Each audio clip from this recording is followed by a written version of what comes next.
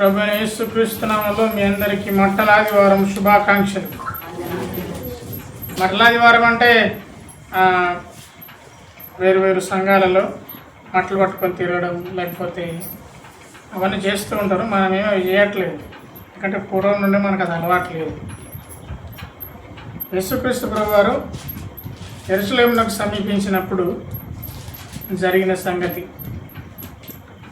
మత్తయి సువార్త 21వ అధ్యాయము 1 నుండి 17 వచనాలను కనుక మనం చూసుకుంటే, యేసుక్రీస్తు ప్రభువారు యెరూషలేమునకు సమీపించినప్పుడు జరిగిన సంగతి ఈ అధ్యాయంలో మనం చూస్తాం. యేసుక్రీస్తు ప్రభువారు యెరూషలేమునకు ఎందుకు వచ్చాడు? క్రీస్తు ప్రభువారు యెరూషలేమునకు ఎందుకు వచ్చాడు? మీరు ఇక్కడికి ఎందుకు వచ్చారు? మీరు ఇక్కడికి ఎందుకు వచ్చారు? ఓకే, వచ్చింది మీరు దేవుణ్ణి ఆరాధించడానికి వచ్చారు. గడిచిన వారం అంతా దేవుడు మీకు చేసిన మేలను బట్టి దేవుని స్తుతించి, మరి పరిశుద్ధులందరితో, మన పరిశుద్ధులం అంటే ఎస్ వీఆర్ హోలీ పీపుల్, మనమందరం పరిశుద్ధులమే. ప్రభువైన యేసు రక్తంలో కడగబడ్డ మనమందరం పరిశుద్ధులం. మనం పరిశుద్ధులం కాదని ఎవడన్నా ఒప్పుకోకపోతే అది వాడి ప్రాబ్లం, మన ప్రాబ్లం కాదు. మనం పరిశుద్ధులం. పరిశుద్ధుల సహవాసం, ఒకరినొకరు కలుసుకొని వాక్యం నందు బలపరచబడి మరి ఇంటికి తిరిగి వెళ్ళాలి. ఇది మనము ప్రతి వారం చేసే పని. ఒకవేళ మనము పరిశుద్ధత లేకపోతే పరిశుద్ధత కొరకైన ప్రయాస తప్పకుండా మనం పడవలసింది.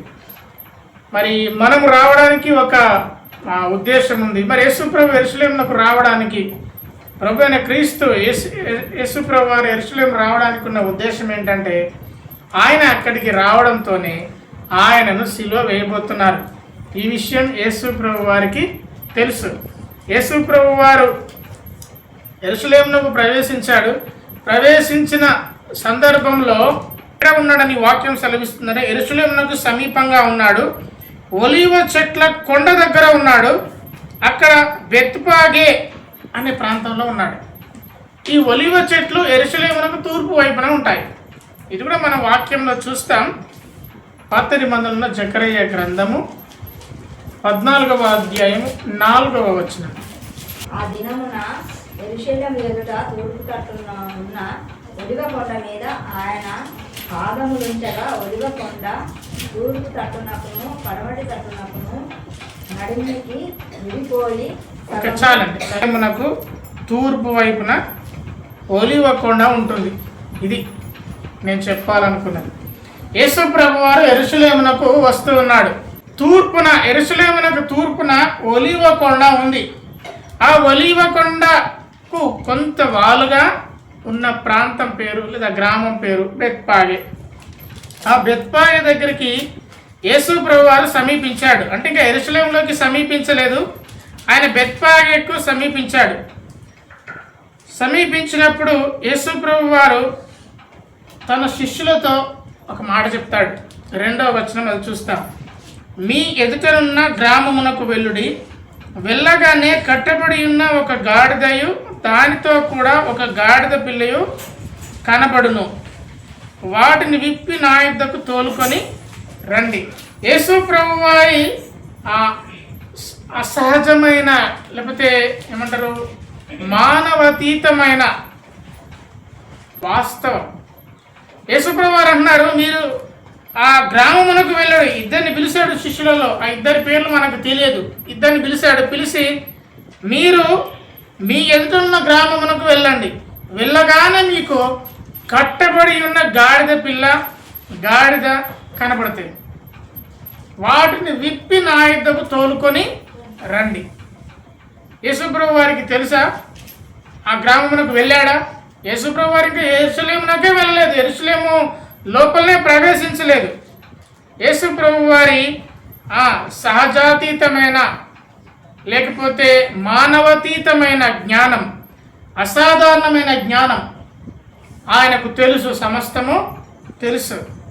ఆయన నిన్ను నన్ను పరిశోధన చేసేవాడు, పరీక్షించేవాడు. నీ మనసు ఆయనకు తెలుసు, నీ ఉద్దేశం ఆయనకు తెలుసు, నీలో దాగి ఉన్న ప్రతి అంతరంగము ఆయనకు తెలుసు. నమ్ముదామా? నమ్మిన వాళ్ళందరూ ఆమేన్ చెప్పండి. యేసు ప్రభు వారి జ్ఞానము మానవాతీతమైనది, మానవులకు సాధ్యమయ్యేది కాదు. ఒకవేళ నేను అనొచ్చు, మీరు వెంటనే అక్కడికి వెళ్ళండి, అక్కడ ఒకటి కనబడుతుంది తీసుకొని రండి, అది నేను చూస్తే కానీ నాకు తెలియదు. ఒకరు ఉండేవాళ్ళు, వారు ఏం చెప్పేవాళ్ళు అంటే ఎవరన్నా ఏదైనా పోయినప్పుడు వాళ్ళ దగ్గరికి వచ్చి మొరపెడితే వాళ్ళు చెప్పేవాళ్ళు, వాళ్ళను పూర్వకాలంలో ప్రవక్తలు అని పిలిచారు. ఆ ప్రవక్తలు ఏం చెప్పేవారంటే దేవుని మాటలు వాళ్ళు బోధించేవారు, దేవుడు వారికి చెప్పిన మాటలు వాళ్ళకి బోధించేవారు. సౌలు గాడిదలు పోగొట్టుకుంటాడు కదా, గాడిదలు పోగొట్టుకుంటే గుర్రాల గాడిదలనే పోగొట్టుకుంటాడు. ఎవరి దగ్గరికి వస్తాడు? సమూయేలు ప్రవక్త దగ్గరికి వస్తాడు. వచ్చినప్పుడు సమూయేలు ప్రవక్త ప్రార్థన చేసి కనుక్కొని సౌలునకు చెప్తాడు ఆ గాడిదల సంగతి. అంటే దేవునికి మాత్రమే సాధ్యమయ్యే పనులు కొన్నిసార్లు మానవులకు ద్వారా కూడా జరిగినవి, అది దేవుని సహాయము బట్టి. అయితే కొంతమంది దొంగ ప్రవక్తలు కూడా దొంగ ప్రవచనాలు కూడా చెప్పారు. చెప్పిన ఆ తర్వాత వెంటనే వారికి దేవుని శిక్ష వచ్చింది. మనము ప్రవక్తలము కాదు, మనము మానవులము, దేవుని పిల్లలము. దేవునికి స్తోత్రం. మనకు ఆ ఊర్లో ఏం జరుగుతుంది, అక్కడ ఏం జరుగుతుంది, ఇది మన పని కానే కాదు. చెప్పండి, కాదు. నీ పని అది కాదు, నా పని అది అంతకంటే కాదు. మన పని దేవుని మాటలను ఫాలో అవ్వడం, అనుసరించడమే మన పని. మన జీవితంలో ఏది జరిగినా ఆయన చిత్తానికే వదిలేసి ఆయనను అనుసరించడమే మన పని తప్ప రేపేదో సంభవిస్తుంది, ఎల్లుండి ఇంకేదో వస్తుందని ఆశపడి ఇప్పుడే మనము ఏమనద్దు, బొక్క బోర్ల పడేవాళ్ళము అంతకంటే కాదు. రేపేమి సంభవించునో మీకు తెలియదు కనుక మీరు జాగ్రత్తగా ఉండు అని దేవుని వాక్యం సెలవిస్తుంది. మనకు రేపటి గురించిన పని కాదు, ఈరోజు ఇప్పుడు నీవు ఎలా ఉన్నావో అదే. యేసుక్రీస్తు ప్రభువారు యెరూషలేమునకు సమీపించినప్పుడు ఆయన మానవాతీత అసాధారణమైన జ్ఞానమును కలిగి ఉన్నాడు కాబట్టి గాడిదను తీసుకురమ్మన్నాడు, గాడిద పిల్లను తీసుకురమ్మన్నాడు, మీరు వాటి తోలుకొని రండి అని చెప్తున్నాడు. 3వ వచనం, ఎవడైనా మీతో ఏమైనా అంటే అవి ప్రభువునకు కావలసినవని చెప్పాలి, వెంటనే వాటిని తోలుపెట్టినని వారిని పంపెను. అది ప్రభువునకు కావాలి, గాడిద పిల్ల రెండు కూడా ప్రభువునకు కావాలి అని యేసుక్రీస్తు ప్రభువారు నేను చెప్పమన్నట్టు ఎవరైనా మిమ్మల్ని అభ్యంతర పెడితే వద్దు అంటే మీరు చెప్పండి, వాళ్ళు వెంటనే పంపిస్తారు అని తన శిష్యులతో చెప్పి పంపించాడు. 4వ వచనము, ప్రవక్త వలన చెప్పబడినది నెరవేరినట్లు ఇది జరిగెను. ఇది ఎప్పుడంటే ప్రవక్త ముందే చెప్పేశాడు. దేవుని వాక్యంలో కొత్త నిబంధనలో జరిగిన సంగతులన్నీ ప్రవక్తలు చెప్పబడ్డ విషయాలు. నేను ధర్మశాస్త్రమును కొట్టివేయటకు రాలేదు కానీ దాన్ని నెరవేర్చడానికే చెప్పండి వచ్చాను అని ఎవరన్నారు? విన్నారా? ఎవరన్నారు? యేసు ప్రభు వారు అన్నారు. ఇప్పుడు కొత్త నిబంధన ప్రవచనాలు ఇప్పుడు సంభవిస్తున్నాయి. రాజ్యం మీదకి రాజ్యం లేచును, దేశం మీదకి దేశం లేచును, ఇంట్లోనే యుద్ధాలు జరుగును. ఇవన్నీ ఇప్పుడు జరుగుతున్న విషయాలు. దేవుని పిల్లలముగా దేవుని వాక్యం ఎప్పుడు నిరర్ధకము కాదు. నిరర్ధకం అంటే అర్థమేంటిది? జరగకుండా ఉండదు, దేవుని మాటలే జరుగుతాయి. కాబట్టి ఆనాడు ప్రవక్తలు చెప్పిన మాట నెరవేరడానికి యేసుక్రీస్తు ప్రభు వారు గాడిద పిల్లని ఎక్కి యెరూషలేములకు రావలసి ఉంది. ఆ ప్రవచనం ఏంటో మనం 5వ వచనం చూస్తాం. ఇదిగో నీ రాజు, చదవండి, ఇదిగో నీ రాజు సాత్వికుడై గాడిదను భారవాహక పశుపిల్ల అయిన చిన్న గాడిదని ఎక్కి నీ యొద్దకు వచ్చుచున్నాడని సియోను కుమారుతో చెప్పుడి అనున్నది. ఈ మాట మనం ఎక్కడ చూస్తాం? ఈ మాట మనం ఎక్కడ చూస్తాం? ఈ ప్రవచనం మనం ఎక్కడ చూస్తాం? జకరయ్య గ్రంథము 9వ అధ్యాయం 9వ వచనం. ఆనాటి ప్రవక్తలు సెలవిచ్చిన మాట. జకరయ్య గ్రంథము 9వ అధ్యాయం 9వ వచనం.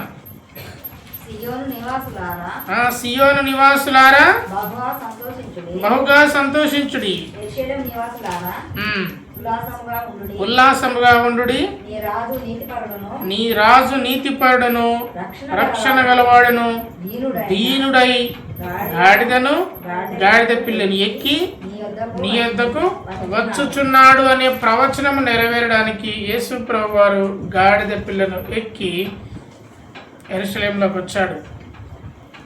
ఈ గాడిద పిల్లను యేసు ప్రభు ఎక్కిన ఈ సందర్భము ఒక ప్రత్యేకమైన సందర్భం ఎందుకు చెప్తున్నానంటే, ఈ గాడిద పిల్లను యేసుక్రీస్తు ప్రభువారు ఎక్కిన ఈ సందర్భము 4 సువార్తల్లో ఉంటుంది. మత్తయి సువార్త, మార్కు సువార్త, లూకా సువార్త, యోహాను సువార్త అన్నింట్లను ఈ సందర్భాన్ని మనం చూస్తాం. ఒకవేళ ఈ 4 సువార్తల్లో వ్రాయబడ్డ ఈ 4 ప్రవక్తలు లేకపోతే 4 శిష్యులకు గ్రహింపులో ఉన్న ఈ సందర్భాన్ని మనం 4 సువార్తల్లో చూస్తాం. ఆయన గాడిదనెక్కి వస్తూ ఉన్నాడు. ఆ గాడిదను ఎవరైతే గాడిద యజమానులు ఉన్నారో యేసు ప్రభు వారికి కావలసి ఉన్నది అనగానే గాడిద పిల్లను చెప్పండి పంపించేశారు. యజమానుడు లోబడ్డాడు క్రీస్తు మాటకి. అట్లాగే గాడిద పిల్లను కంట్రోల్ చేయడానికి తల్లి గాడిద పిల్ల. యేసుక్రీస్తు ప్రభు వారు ఎక్కిందేమో ఆ చిన్న గాడిద పిల్లని ఎక్కాడు. ఎందుకంటే అంతకుముందే ప్రవక్తలు చెప్పుంటారు కదా, యేసుక్రీస్తు ప్రభు చెప్తారు కదా, అంతకుముందు ఆ గాడిదను అంతకుముందు ఎవరును ఎక్కి ఉండలేదు. ఎందుకు ఈ గాడిదలను ఎక్కడం అంటే, పూర్వకాలంలో అంటే అక్కడ ఉన్న సాంప్రదాయం లేదా అక్కడ ఉన్న వనరులు ఏంటంటే, వారు ప్రయాణం చేయడానికి గాడిదలనే వాడేవారు. అవునా కదా? దూర ప్రాంతాలకు ప్రయాణం చేయాలంటే గాడిదలనే వాడేవారు. ఇప్పుడంటే మోటార్ సైకిల్, మన ఇంటికి ఒక మోటార్ సైకిల్, వ్యక్తులకు ఒక మోటార్ సైకిల్ ఉన్నాయి. పూర్వకాలంలో ఒక ప్రాంతం నుండి మరొక ప్రాంతానికి ప్రయాణం చేయడానికి గాడిదలను వాడేవారు. ఆ గాడిద, యేసుప్రభు ఎక్కిన గాడిద, అంతకుముందు ఎవరు ఆ గాడిదను ఎక్కి ఉండలేదు. ఆ విషయాన్ని మనం అక్కడ చూస్తాం. కొన్ని విషయాలు నేను మీకు చెప్పాలి జంతువుల విషయమై. యేసుక్రీస్తు ప్రభు వారు కొన్నిసార్లు జంతువులను వాడుకున్నాడు, పశువులను వాడుకున్నాడు. యేసుక్రీస్తు ప్రభు వారు జంతువులను వాడుకున్నప్పుడు ఆ జంతువులు ఆయనకు లోబడ్డవి. మీకు సందర్భాన్ని చెప్తాను. యోనా మింగింది ఎవరు? యోనాను చేప, తిమింగలం మింగింది. యోనా చేప, పెద్ద చేపనే తిమింగలం, అన్నిటికన్నా పెద్ద చేప తిమింగలం మింగింది. ఎన్ని రోజులు ఉన్నాడు యోనా కడుపులో? 3 దినాలు ఉన్నాడు. 3 దినాలు యోనాను అరిగించుకొనకుండా లేకపోతే జీర్ణం చేసుకొనకుండా ఆ చేప దేవుని మాటకు విధేయతగా ఉంది. ఒకసారి ఆలోచన చేస్తాం. ఈరోజు మీరు భోజనం చేస్తారు, 3 రోజులు మీకు కనుక అది జీర్ణం కాకపోతే మీకు ఎలా ఉంటుంది? ఎంత కష్టంగా ఉంటుంది? ఎలా ఉంటుంది? సూపర్ ఉంటుందా? చాలా కష్టంగా ఉంటుంది. ఎంత కష్టంగా ఉంటుంది? ఎంతో కష్టంగా ఉంటుంది. అవునా కదా? మరి తిమింగలము దేవునికి లోబడింది. 3 దినాలు తన కడుపులో దాచుకుంది. 3 దినముల తర్వాత ఎక్కడ కక్కిందంట? ఎక్కడ కక్కింది? ఒడ్డున కక్కింది. మీకు ఇది బాగా తెలవాలంటే, మీరు తిన్నన్నము, మీరు తిన్న భోజనము మీరు వాంతి చేసుకుంటే మీకు ఆ బాధ తెలుస్తుంది. వాంతి చేసుకున్నారు ఎప్పుడైనా? చేసుకోలేదా? ఎంత బాగుంటుందో కదా వాంతి చేసుకుంటే. 3 దినాలు జీర్ణం కాకుండా వాంతి చేసుకుంది. ఎవరు? తిమింగలం, పెద్ద చేప దేవుని మాటకు లోబడింది. యేసుక్రీస్తు ప్రభు వారి మాటకు ఒక చేప కూడా లోబడింది. చూస్తాం. అది కూడా మత్తయి సువార్త 17వ అధ్యాయము 27వ వచనం.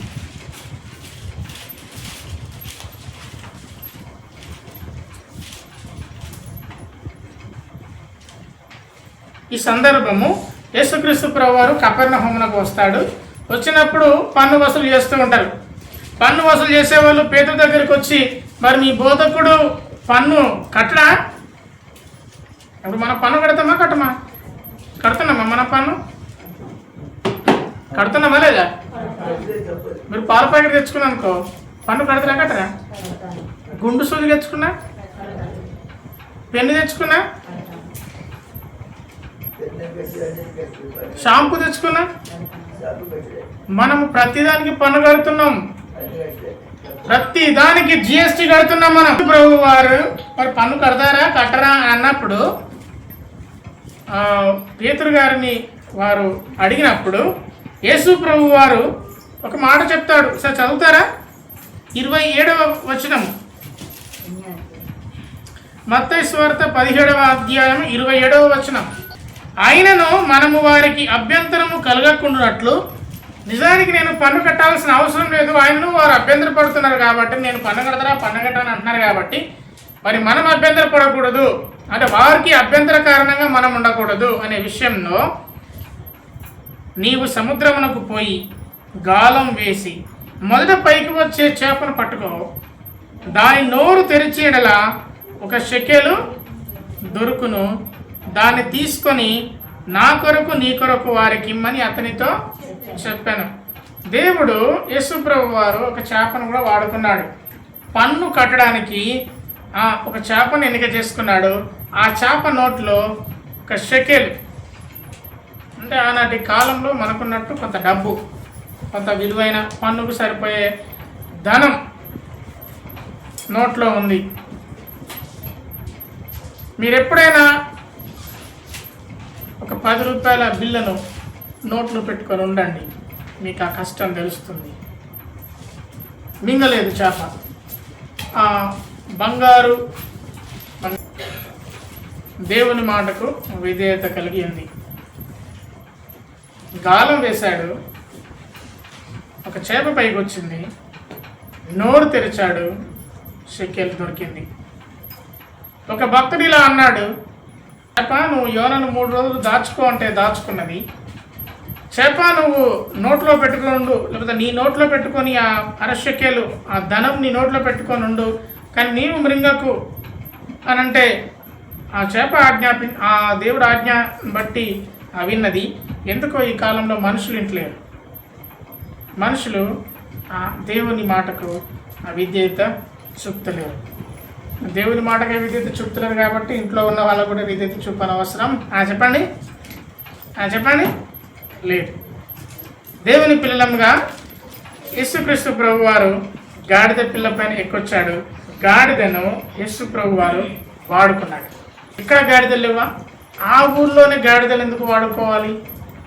ఆయన ఎన్నుకున్నాడు, ఆ గాడిదను ఎన్నుకున్నాడు. తాడ్చల్లో ఎవరు లేరా? మనమే ఎందుకు క్రీస్తును ఆరాధించాలి? దేవుడు నిన్ను చెప్పండి ఎన్నుకున్నాడు.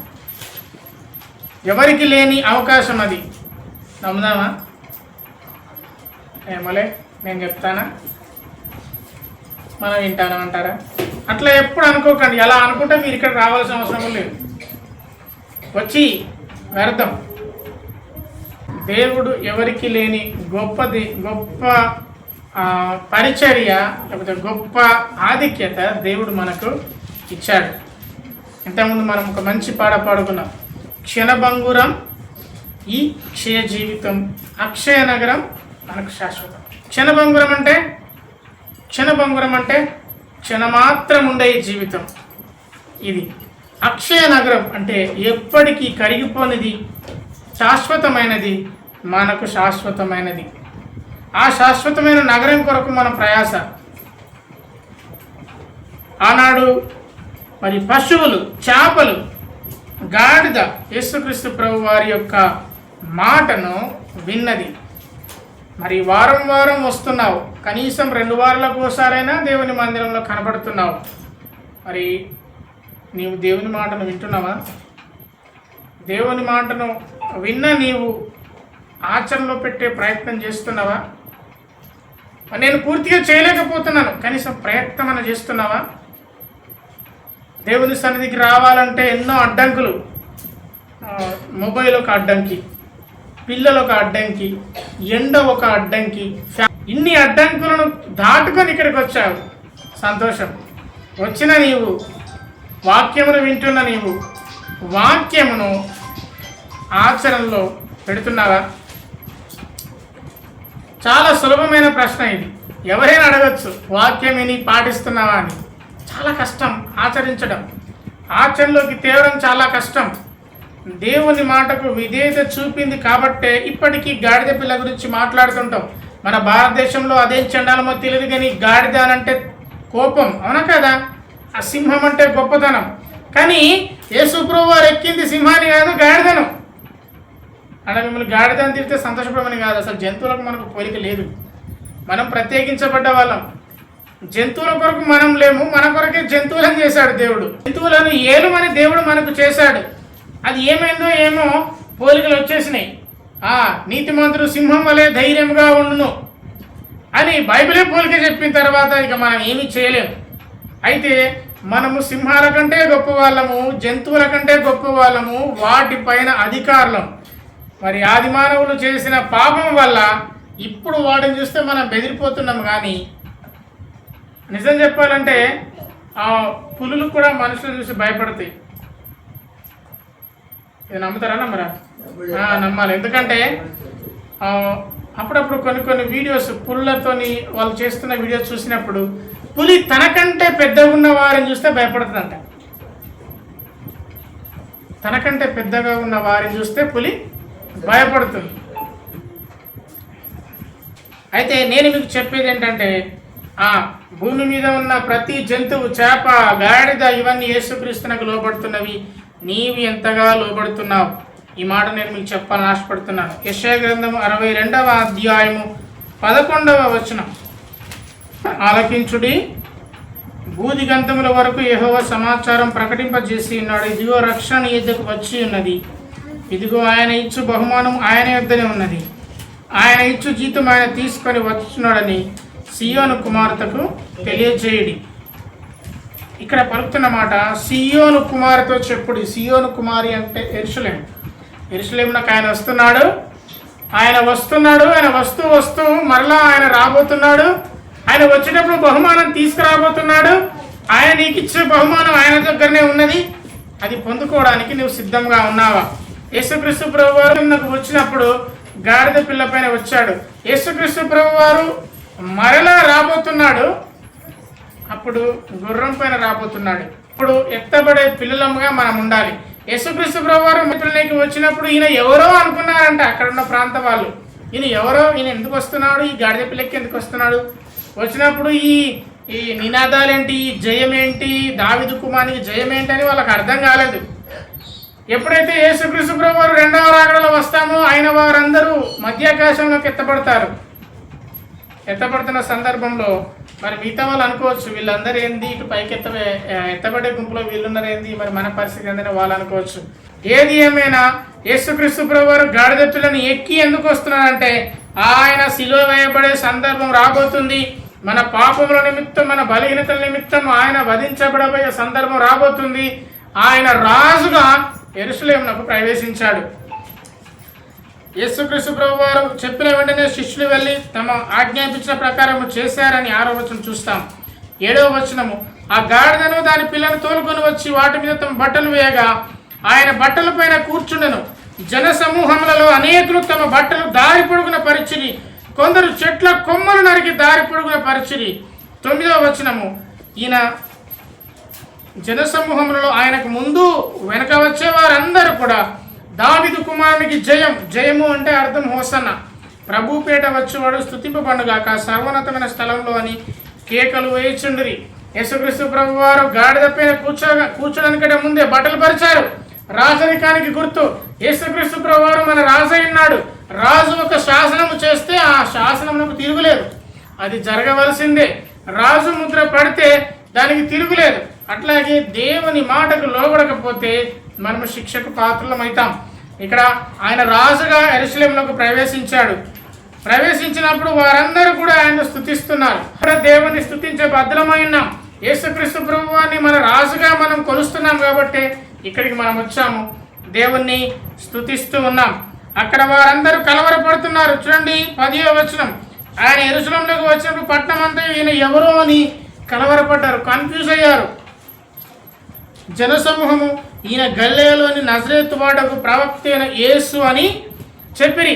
యేసుక్రీస్తు ప్రభువారు రాజుగా యెరూషలేములోకి వచ్చినప్పుడు అందరికీ కలవరం. యేసుక్రీస్తు ప్రభువారు పుట్టినప్పుడు కూడా జ్ఞానులు కలవరపడ్డారు. ఈ తురుపు తొట్ట చుక్క కూడా వచ్చింది, ఇదేంటి అని కలవరపడ్డారు. యేసుక్రీస్తు ప్రభువారు పుట్టినప్పుడు జ్ఞానులు ఎప్పుడైతే యెరూషలేమునకు వచ్చారో, రాజును దర్శించారో, హేరోదు రాజు కలవరపడ్డాడు. యేసుక్రీస్తు ప్రభువారు మరి ఆ పుట్టినప్పుడు, నక్షత్రము పుట్టినప్పుడు, ఆ దూత వచ్చి గొల్లలను దర్శించినప్పుడు ఆ వెలుగును చూసి గొల్లలు కలవరపడ్డారు. మరి పుట్టిన ఆ తర్వాత 33.5 సంవత్సరాల తర్వాత సేవ జరిగించి యెరూషలేములోకి యేసు ప్రభువారు వస్తున్నప్పుడు మరలా యెరూషలేం వాళ్ళు కలవరపడుతున్నారు. చూడండి, మొదటిసారి కలవరము శుభానికైతే, రెండవసారి కలవరము యేసు ప్రభు యొక్క తన చిత్తాన్ని నెరవేర్చడానికి, తండ్రి అయిన దేవుని చిత్తాన్ని నెరవేర్చడానికి ఆయన యెరూషలేమునకు వస్తున్నాడు. యెరూషలేమునకు వచ్చాడు, చేసింది ఏంటి? యెరూషలేమునకు గాడిద పిల్ల మీద వచ్చాడు, ఒరిగింది ఏంటి? మనం ఎందుకు దాని గురించి మాట్లాడాలి? యెరూషలేమునకు గాడిద పిల్ల పైన వచ్చి యేసుక్రీస్తు ప్రభువారు చేసింది ఏంటి? అసలు సంగతి ఇది. యేసుక్రీస్తు ప్రభువారు గాడిద పిల్లనెక్కి వచ్చాడు, సంతోషం. సరైనా చూద్దాం ఒకసారి. 12వ వచనం, యేసు దేవాలయంలో ప్రవేశించాడు. ప్రవక్తల ప్రవచనం నెరవేరడానికి ఆయన గాడిద పిల్లని ఎక్కాడు. ప్రవక్తల ప్రవచనం నెరవేరుటకు ఆయన గాడిద పిల్లనికి వచ్చాడు. వచ్చి ఏం చేశాడు? వచ్చి ఆయన చేసిన పని ఏంటి? ఇక్కడ కదా మనం ప్రాముఖ్యం. చూడండి, 12వ వచనం, యేసు దేవాలయంలో ప్రవేశించి క్రయ విక్రయములు చేయువారందరిని వెళ్ళగొట్టి రూకలు మార్చువారి బలలను, గుమ్మముల వారి పీఠములను పడద్రోసి, నా మందిరము ప్రార్థన మందిరం అనబడును అని వ్రాయబడినది. అయితే మీరు దాన్ని దొంగల గుహగా చేసడి వారెను. చూడండి, యేసుక్రీస్తు ప్రభు వారి పరిచర్యలో యెరూషలేమునకు వచ్చినప్పుడు అలానే జరుగుతుంది. చూద్దాం ఒకసారి. యోహాను సువార్త 2వ అధ్యాయము 13వ వచనం. యోహాను సువార్త 2వ అధ్యాయం 13వ వచనం. యూదుల పస్కా పండగ సమీపింపగా యేసు యెరూషలేమునకు వెళ్ళిండు. దేవాలయంలో ఎడ్లను, గొర్రెలను, పావురములను అమ్మువారు, రూకలు మార్చువారును కూర్చుంట చూచి తాళ్లతో కొరడాలు చేసి గొర్రెలను, ఎడ్లన్నిటిని దేవాలయం నుండి తోలివేసి, రూకలు మార్చువారి రూకలు చలివేసి వారి బల్లలు పడద్రోసి, పావురములు అమ్మవారితో వీటిని ఇక్కడ నుండి తీసుకొని పోండి, నా తండ్రి ఇల్లు వ్యాపారపు ఇల్లుగా చేయకూడని చెప్పారు. ఆయన శిష్యులు, నీ ఇంటిని గురించిన ఆసక్తి నన్ను భక్షించునని వ్రాయబడి ఉన్నట్టు జ్ఞాపకము చేసుకొనడం. దేవునికి స్తోత్రం. యేసు ప్రభు వారు ఈ పని చేయడం కొత్త ఏం కాదు. యెరూషలేములకు పస్కా పండుగ సమీపించినప్పుడు కూడా ఆయన యెరూషలేములకు వచ్చినప్పుడు అక్కడ అదే జరుగుతుంది. ఏం జరుగుతుంది అక్కడ? మనం చదివాం కదా, ఎడ్లను, గొర్రెలను, పావురాలను అమ్ముతున్నారు. వ్యాపారం జరుగుతుంది మందిరంలో. ఆ తర్వాత రూకలు మారుస్తున్నారు. ఈ రూకలు మార్చడం అంటే ఏంటి? ఇప్పుడు మనకు డాలర్ మనకు చెల్లదు. ఒకవేళ డాలర్ మీ దగ్గర ఉంటే అది మీరు భారతదేశంలో చెల్లదు. దుకాణంలో పట్టుకొని పోయి, కిరాణా షాప్లో పట్టుకొని పోయి ఒక $10, ఒక డాలర్కు 97-98 రూపాయలు కాబట్టి $10 అంటే 10 × 90 900 రూపాయలు. ఇంచుమించు ₹1 ఉంటే మీ దగ్గర ఒక 10 రూపాయలు ఉంటాయి. అంటే అమెరికాలో $10 ఉంటాయి. $10 ఉంటే 900 రూపాయలు వాళ్ళు చెల్లించాలి. కానీ అక్కడ చెల్లదు. ఎక్కడ చెల్లుతుంది అది? ఎక్కడ తీసుకుపోవాలి? Reserve Bank of India RBI దగ్గర తీసుకెళ్ళాలి. తీసుకెళ్తే మనము డాలర్ ఇవ్వగానే వాడు డబ్బులు మార్చి మనకి ఇస్తాడు. RBI వాడు, విన్నారా? RBI వాడు మనకు డబ్బులు మార్చి ఇస్తాడు. అయితే దీని చరిత్రను చూస్తే, ఈ రూకలు మార్చడం అనే చరిత్రను చూస్తే, ఈ రోమీలు అంటే అప్పుడు యూదా ఈ ప్రాంతాన్ని, ప్రపంచమంతటిని దాదాపు పరిపాలిస్తుంది రోమీలు. ఈ రోమీలు ఏం చేసేవాళ్ళంటే, రోమీల నాణాల పైన విగ్రహాలు ఉండేవి. ఇప్పుడు మన నాణాల పైన ఏమంటారు? గాంధీ బొమ్మ ఉంటుంది కదా, ఉంటుందా? ఉండదా? గాంధీ తాత బొమ్మ ఉంటుంది. 10 రూపాయల నోటు, 20, 100, 200 వీటిపైన. అయితే ఈ చిన్న చిన్న రూపాయి బిల్లలు, లేకపోతే ఈ 10 రూపాయల బిల్లలు, 5 రూపాయల బిల్లలు ఇప్పుడు ఉంటున్నాయి. వాటిపైన ఏముంటుంది? 4 సింహాలు ఉంటాయి కదా, అంతేనా? 4 సింహాలు, రాజముద్ర ఉంటుంది. అయితే రోమీలకు వాటి విగ్రహాలు ఉండేవి. రోమీలు బాగా విగ్రహారాధన చేసేవాళ్ళు. విగ్రహారాధన అదునుగా వారు చాలా పాపపు క్రియలు చేసేవాళ్ళు. అయితే యూదులకు దేవుడిచ్చిన ఆజ్ఞ విగ్రహాలను పూజించకూడదు. అందుకే వీళ్ళు ఏం చేసేవాళ్ళంటే వీళ్ళు ఆ రూకలను మార్చుకునేవాళ్ళు. విగ్రహాలున్న పైసలు తీసుకుపోయి మందిరానికి తీసుకుపోయి వాళ్ళు అక్కడ పైసలు మార్చుకునేవాళ్ళు, అంటే ఆ రూకలు మార్చుకునేవాళ్ళు. తూరు దేశం నుండి వచ్చిన వర్తకులు అక్కడికి వచ్చేవాళ్ళు. వర్తకులు అక్కడికి వచ్చి వాళ్ళు అక్కడ ఆ డబ్బులను మార్చుకునేవాళ్ళు. ఇదంతా కూడా ఒక బిజినెస్ జరుగుతుంది. అంటే తప్పుగా అనుకోవద్దు, కానీ ఇప్పుడు వాక్యం మనకు కనబడదు, మొత్తం కూడా అంగడి సరుకులు కనబడతాయి. అక్కడ మొత్తం బిజినెస్ జరుగుతుంది. అసలు నిజానికి క్రైస్తవుడు అనేవాడు ఎందుకు? అక్కడ వాక్యం ఉండదు, వ్యాపారమే. మామూడు కూడా మెదకిలేడు, ఎందుకురా వెళ్తున్నావు క్రిస్మస్ కంటే వాడంటే కదా, అందరికి కనబడతారు కదా, అందరిని చూడడానికి పోతాను. ఓకే, సంతోషం, పోతే పోతే, ఎవరికి ఇచ్చా అలాగే సంతోషం. కానీ అక్కడ ఎందుకు వెళ్తున్నావు నువ్వు? అసలు నువ్వు దేవుని మందిరానికి ఎందుకు వెళ్ళాలి? ఎందుకు వెళ్ళాలి? బెడ్లో దండ దొరుకుతుంది, శిల గుర్తుంటుంది, దాని ప్రకారం. దాంతో ఏం కాదు. దేని కొరకు వెళ్తున్నావు? బైబిల్ కవర్లు దొరికితే దాని ప్రకారం ఏం కాదు. బైబిల్ కవర్ లేకపోతే ఏం కాదు, బైబిల్ జాగ్రత్త పెట్టుకో. అక్కడ వ్యాపారం జరుగుతుంది. అక్కడ వాక్యం కంటే వ్యాపారమే ఎక్కువ. అక్కడ వ్యాపారం చేసుకోవడానికి ఏమంటుంది దాన్ని, 1 ఇయర్ టెండర్లు పెట్టుకుంటారు. 1 ఇయర్ పాటు, 1 సంవత్సరం పాటు ఆ చర్చ్ కమిటీ వాళ్ళకి డబ్బులు చెల్లించి వాడు మాత్రమే అక్కడ వ్యాపారం పెట్టుకోవాలి, ఇంకోటి అక్కడ వ్యాపారం పెట్టుకోవద్దు. ఇలాంటి భయంకరమైన వ్యాపారాలు అక్కడ జరుగుతాయి. ఇది పెద్ద పెద్ద చర్చెస్ అన్నిటికీ వ్యాపించింది. ఇది తప్పు అని తెలిసినా జరుగుతుంది. అక్కడ మొత్తం వ్యాపారమే జరుగుతుంది. వాక్యం వినడానికి ఎవరు వస్తలేరు, వాక్యం వినడానికి ఎవరు పోవట్లేదు. వాక్యం విని నన్ను నేను మార్చుకోవాలి, వాక్యం విని నన్ను నేను ఒకవేళ మార్చుకునేదంటే మార్చుకొని మరి నా తప్పులను ఒప్పుకోవాలి, నేను పవిత్రుని కావాలి, నేను పరిశుద్ధిని కావాలని పోయే సంఖ్య తక్కువైపోయింది. మందిని చూడడానికి, జనాభా చూడడానికి పోయే సంఖ్య ఎక్కువైపోయింది. దేవుడు వారందరినీ అంటే మీరు నా మందిరాన్ని దొంగల గుహగా చేశారు. దొంగల గుహలో ఎవరుంటారమ్మా? ఎవరుంటారు దొంగల గుహలో? దొంగలు ఉంటారు. మీరందరూ దొంగలు అని చెప్తున్నారు వ్యాపారం చేసేవారిని. మీరందరూ ఎందుకు వస్తున్నారో తెలుసా? యెరూషలేం దేవాలయానికి ఎందుకు వస్తున్నారో తెలుసా? సొలొమోను కట్టించిన దేవాలయాన్ని కూలగొట్టిన తర్వాత మరలా ఎజ్రా, నెహెమ్యా కాలంలో, జెరుబ్బాబెలు సమయంలో దేవాలయాన్ని కట్టించారు. ఆ సొలొమోను ఎందుకు కట్టించాడంటే ప్రార్థనలు జరగాలి, ఇది సమస్త జనులకు ప్రార్థనా మందిరం అనబడును, ప్రార్థన జరగాలి, ఆరాధన జరిగే మందిరంలో జరిగేది ఏంటంటే వ్యాపారం. యేసుక్రీస్తు ప్రభువారు వచ్చారు, ఆ వ్యాపారస్తులందరినీ వెళ్ళగొట్టాడు. ఆమెను చెప్పండి. ఇప్పుడు యేసుక్రీస్తు ప్రభువారు వెళ్ళగొడతలేరు, చూస్తున్నారు. ఆ వ్యాపారాలు చేసే వాళ్ళని చూస్తున్నాడు. యేసుక్రీస్తు ప్రభువారు 2వ రాకడలో అంతా కూడా ఎగిరిపోతుంది.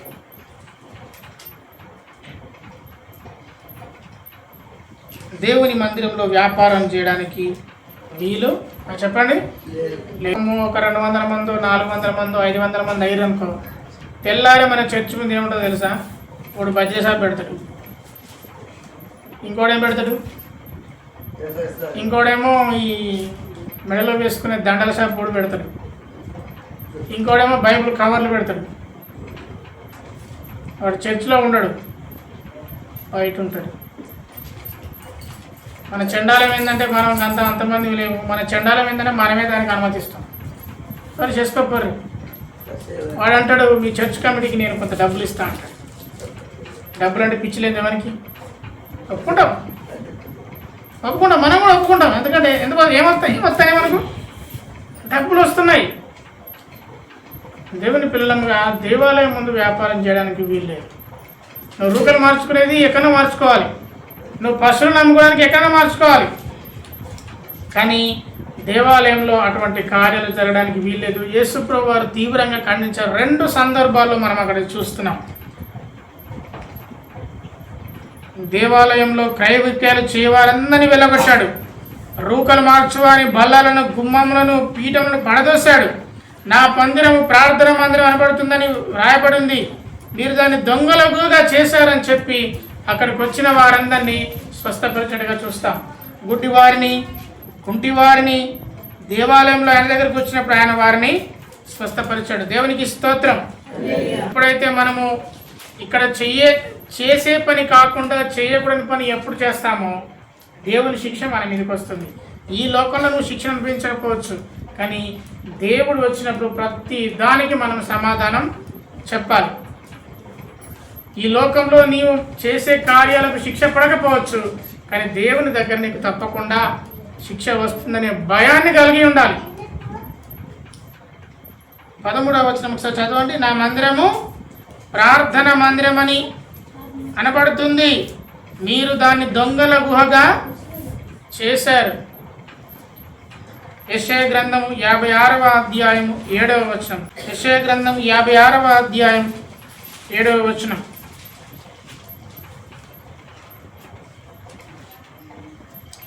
నా ప్రార్థన మందిరంలో వారిని ఆనందింపజేసేదను. దేవుని సన్నిధికి వస్తే ఏముంటుందమ్మా? ఏముంటుంది చెప్పండి? ఎండ తీవ్రత, ఫ్యాన్ లేకపోవడం అనుకోకండి. దేవుని మందిరంలో ఆనందం ఉంటుంది. ఆనందంగా అందరూ సంతోషంగా ఉన్నారా? ఒకవేళ మీరు సంతోషం లేకుండా ఇక్కడికి వస్తే మీరు సంతోషాన్ని పొందుకుంటారు. ఊరికే సరదాకు వచ్చి ఏదో 2 మాటలు వినిపోతామంటే, నేను ఒక మాట ధైర్యంగా అంటున్నాను, టైం పాస్కి వస్తారంటే మీరు రాకూరు, ఇంట్లోనే కూర్చోండి. ఓకే, ఎందుకంటే టైంపాస్కి వచ్చేది కాదు. ఇక్కడ ఆడుకుంటామంటే అసలే రాకూడదు. ఎందుకు? బయట ఆడుకుంటే ఇంకా సూపర్. ఇక్కడికి వచ్చేది నువ్వు ఆనందాన్ని పొందుకోవడానికి, దేవుని స్తుతించడానికి. మరొక మాట, నా బలిపీఠం మీద వారు అర్పించు దహన బలులు నాకు అంగీకారములగును. ఇక్కడ మనం కోళ్ళను కోయట్లేదు, మేకలు కోయట్లేదు, గొర్రెలను కోయట్లేదు. మనం అర్పించేది మనల్ని మనమే దేవునికి సజీవ యాగంగా సమర్పించుకుంటున్నాం. మనం ఇక్కడ ప్రార్థన చేస్తున్నాం, దేవుని స్తుతిస్తున్నాం. అది దేవుడు అంగీకరిస్తాడు. అంగీకరించడం అంటే చేస్తా అని ఒప్పుకుంటాడు. నీవేదన్నా పని చేస్తాను అని ఒప్పుకుంటే చేయకుండా ఊరుకుంటావా చెప్పండి? నేను ఒక పని మీకు చెప్పాను, రేపు మీరు ఇది చెయ్యండి అంటే నేను చేస్తాను అని మీరు ఒప్పుకుంటే చేస్తారా చేయరా? ఓకే, కొంతమంది మాట ఇచ్చి తప్పచ్చు, కానీ దేవుడు మాట ఇచ్చి తప్పేవాడా? నేను మాట ఇచ్చి తప్పేవాడినా? ప్రవక్తలతో యేసుప్రభువు వారు అన్నమాట. ఎప్పుడైతే నీ ప్రార్థన అంగీకరించబడాలంటే నువ్వు దేవుని మందిరానికి రావాలి. నా మందిరము సమస్త జనులకు ప్రార్థన మందిరం. ఇది ప్రార్థన మందిరం. ఇక్కడ ప్రార్థనలు జరగాలి. ఆదివారం నీవు ఇక్కడికి వచ్చి నిద్రపోవడానికి కాదు, ఆదివారం ఇక్కడికి వచ్చి కునుకు తీయడానికి కాదు, ఆదివారం ఇక్కడికి వచ్చి ఆడుకోవడానికి కాదు. ఇక్కడికి వచ్చింది ఎందుకు? అర్పించడానికి. ఏం అర్పించడానికి? నిన్ను నువ్వే సజీవ యాగంగా అర్పించుకోవడానికి. అలాంటి బుద్ధి, అటువంటి జ్ఞానం నీవు లేకపోతే చక్కగా ఇంట్లో కూర్చొని మంచం వేసుకొని పండుకుంటే బెటర్ కదా. ఇర్మియా 11వ అధ్యాయము, ప్రవక్త అయిన ఇర్మియా రాసిన గ్రంథము 7వ అధ్యాయము 11వ వచనం. ఇర్మియా గ్రంథము 7వ అధ్యాయము 11వ వచనం. నాదని చాటబడిన ఈ మందిరము మీ దృష్టికి దొంగల గుహ అయినదా? ఆలోచించుకోండి. నేను ఈ సంగతి కనుగొనుచున్నాను. దేవుడు స్పష్టంగా మిమ్మల్ని గమనిస్తున్నాడు. మందిరంలోకి వచ్చి మీరు ఏమేం చేస్తున్నారు, మీ ఆలోచనలు ఎలా ఉన్నాయో, మీరు వాక్యం వినడానికి వస్తున్నారా లేకపోతే ఊరికనే కూర్చోడానికి వస్తున్నారా? మాటలు మంచిగున్నాయా? రుచిస్తున్నాయా? దేవునికి స్తోత్రం.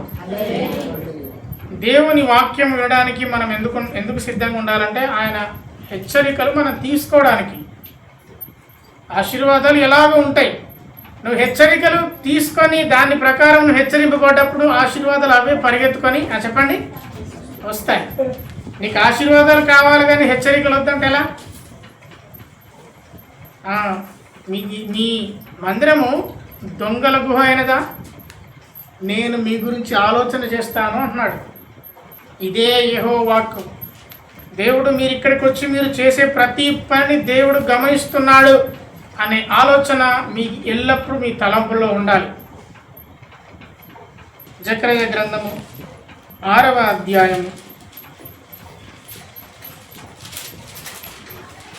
12-13 వచనాలు.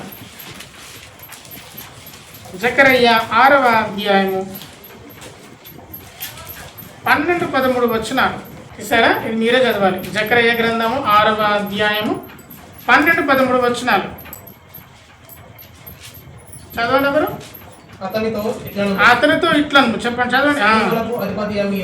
సైన్యములకు అధిపతి యెహోవా సెలవిచ్చినది ఏమనగా, ఒకడు కలడు అతడు తన స్థలములో నుండి చిగుర్చును. అతడు యెహోవా ఆలయము కట్టును. యెహోవా ఆలయమును కట్టును. అతడే యెహోవా ఆలయమును. అతడు ఘనత వహించుకొని సింహాసనాసీనుడై చదవండి ఏలును. సింహాసనాసీనుడై అతడు యాజకత్వం చేయగా ఆ ఇద్దరికి సమాధానకరమైన యోచనలు కలుగును. ఆయన చిగురు, ఆయన పేరు చిగురు అంటే ఏంటంటే యెషయా చిగురు నుండి, అంటే యెషయా చిగురు అంటే యేసుక్రీస్తు ప్రభువారు. ఆయన ఆలయము కట్టును. అర్థమేంటి? మీరు దేవుని ఆలయం అని మీరు ఎరగరా? అంటే మీరే దేవుని ఆలయం. మరి ఇక్కడికి ఎందుకు రావాలంటే మీ ఆలయాన్ని కట్టుకోవడానికి శరీర రూపకంగా ఇట్లా కట్టుకున్న ఒక ఆలయం దగ్గరికి రావాలి. ఈ కట్టబడ్డ ఈ ఆలయం సమస్త జనులకు ప్రార్థనా మందిరం అనబడుతున్న ఈ ఆలయం దగ్గరికి వచ్చి మీ ఆలయాన్ని మీరు చక్కగా నిర్మించుకోవడానికి, మీ ఆలయంలో సిమెంట్ తక్కువైందా, మీ ఆలయంలో కాంక్రీట్ తక్కువైందా, మీ ఆలయంలో పిల్లర్లు, మీ పునాదులు, మీ విశ్వాస పునాది గట్టిగా కావాలా, స్థిరపరచుకోవాలా, దేవుని మందిరంలోకి రావాలి. దేవుని మందిరంకి వచ్చి మళ్ళీ మనం సమర్పించుకోవాలి. కొంతమంది దేవుని మందిరానికి పోతే ఏముంటుందని అనుకుంటారు. అనుకునే వాళ్ళని మనం ఏం చేయలేం. కానీ ఒక విషయం మాత్రం చెప్తాను, మీరు దేవుని ఆలయంగా కట్టబడాలి అంటే ఇలా పరిశుద్ధుల సహవాసంలో దేవుని ఆలయంలో కూడుకోవాలి. మనమే దేవుని ఆలయం, మనలోనే దేవుడు ఉండాలి అంటే ఈ విధంగా శరీర రూపకంగా ఉన్న ఆలయం దగ్గరికి వచ్చి మీ ఆలయాన్ని మీరు కట్టుకోవాలి. మీ వ్యక్తిగత ఆలయాన్ని మీరు కట్టుకోవాలి. మీ వ్యక్తిగత ఆలయం ఏ స్థితిలో ఉంది? పిల్లర్స్ వేసి స్లాబ్ పోసి రెడీ అయిన స్థితిలో ఉందా? ఇంకా పిల్లర్లే వేయలేని స్థితిలో ఉందా? నా భాష అర్థమైందో లేదో? మీ ఆలయము ఏ స్థితిలో ఉంది? మీ ఆలయాన్ని ఎంతవరకు కట్టుకున్నారు? స్లాబ్ పడిందా? పర్లేదా? పడాలి. మీ హృదయం అనే ఇంటిని మీరు ఎంతవరకు కట్టుకున్నారు వాక్యానుసారంగా? అసలు ఇల్లు ఫౌండేషన్ మొదలైందా? మనము దేవుని ఆలయమై ఉన్నాము. ఆ ఆలయాన్ని మనము కట్టుకోవాలంటే ఈ ఆలయంలోకి రావాలి. దేవుని ఆలయాన్ని నిర్లక్ష్యం చేస్తున్న ప్రతి ఒక్కరికి ఇదే నా హెచ్చరిక. మీరు ఈ ఆలయంలోకి రాకపోతే మీ ఆలయాన్ని ఎప్పటికీ చెప్పండి కట్టుకోలేరు. ఎందుకు ఇల్లు కట్టుకుంటాం? ఒక టెంట్ వేసుకుంటే సరిపోద్ది కదా, చెట్టుకుంటుంటే సరిపోద్ది కదా. మీరు ఎప్పుడైనా రోడ్డు మీద 1 కిలోమీటర్ దూరం మీరు నడవాలి, బాగా మెరుస్తుంది, మీకు ఏమనిపిస్తుందో చెప్పండి. బాగా మెరుస్తుంది, ఏమనిపిస్తుందో చెప్పండి.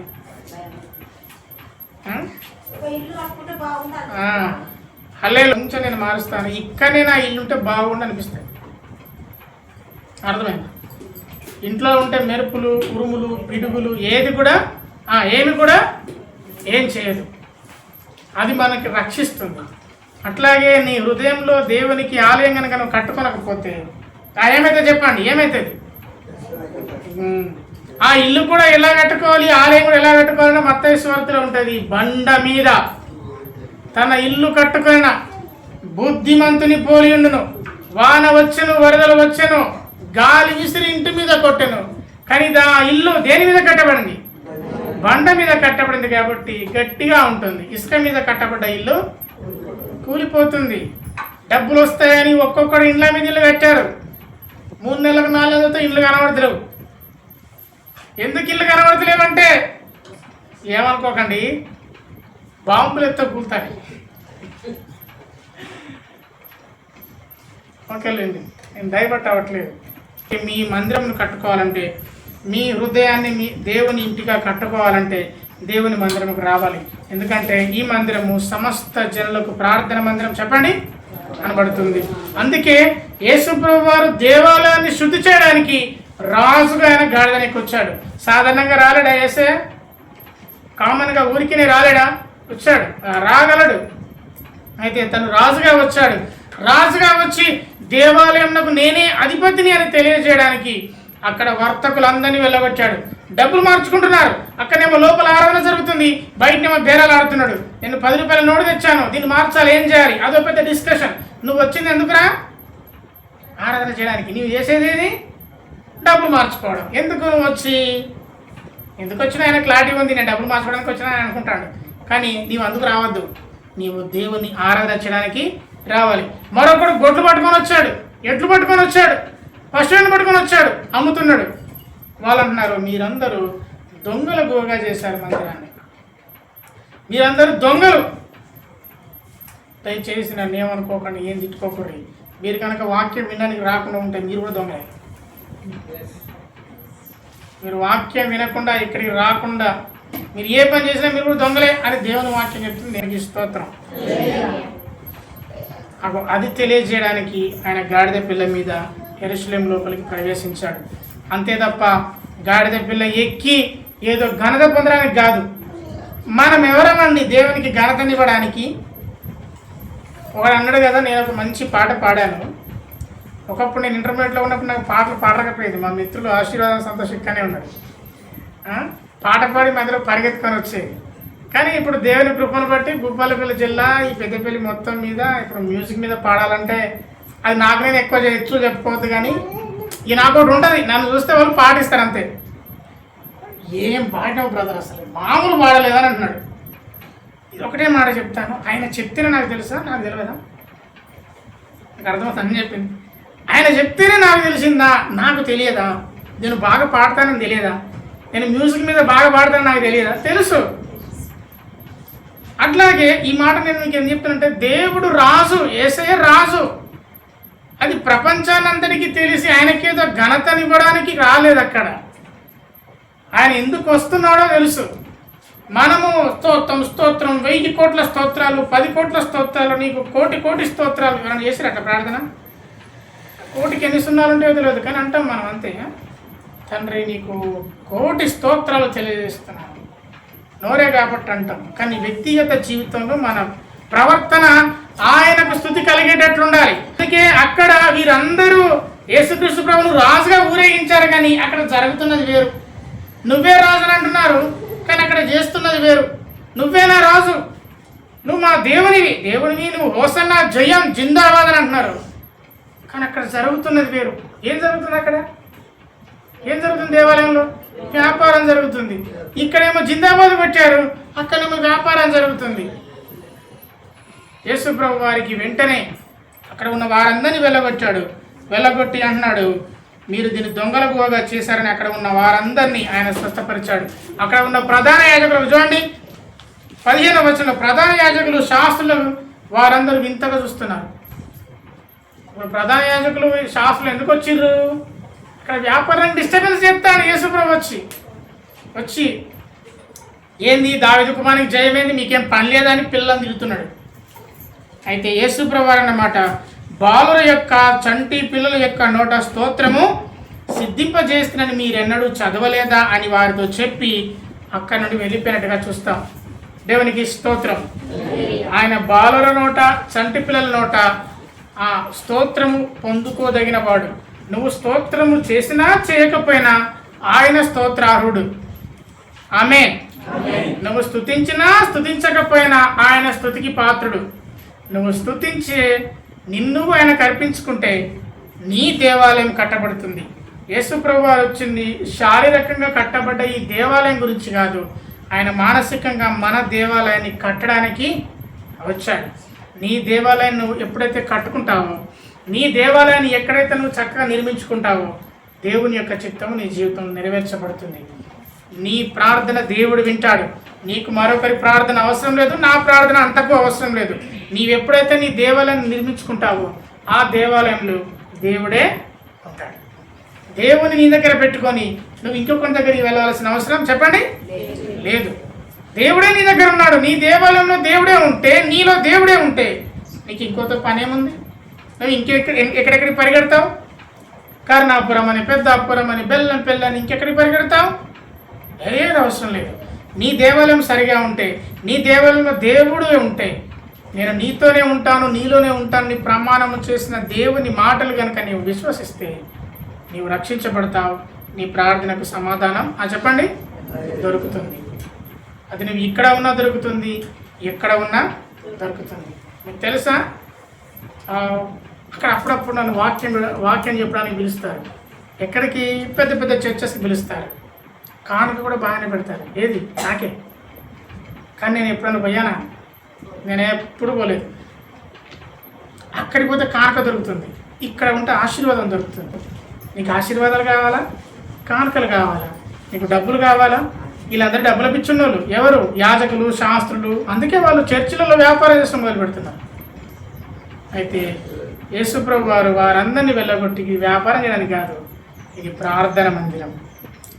ఇక్కడ ప్రార్థనలు జరగాలి, ఇక్కడ స్తుతి జరగాలి. అప్పుడే నీ దేవాలయం కట్టబడుతుంది. అది తెలియజేయడానికి యేసుప్రభు వారు గాడిద పిల్ల మీద చెప్పండి వచ్చాడు. ఒకవేళ ఆయన గాడిద పిల్ల మీద వచ్చిన ఉద్దేశము కనుక మనకు అర్థమైతే, మనం సంపూర్ణంగా తెలుసుకుంటే మన జీవితాన్ని మనం కట్టుకుందాము గాక, మన దేవాలయాన్ని మనం నిర్మించుకుందాము గాక. హల్లెలూయా, స్తుతి మహిమ ఎల్లప్పుడు దేవునికి చెదము.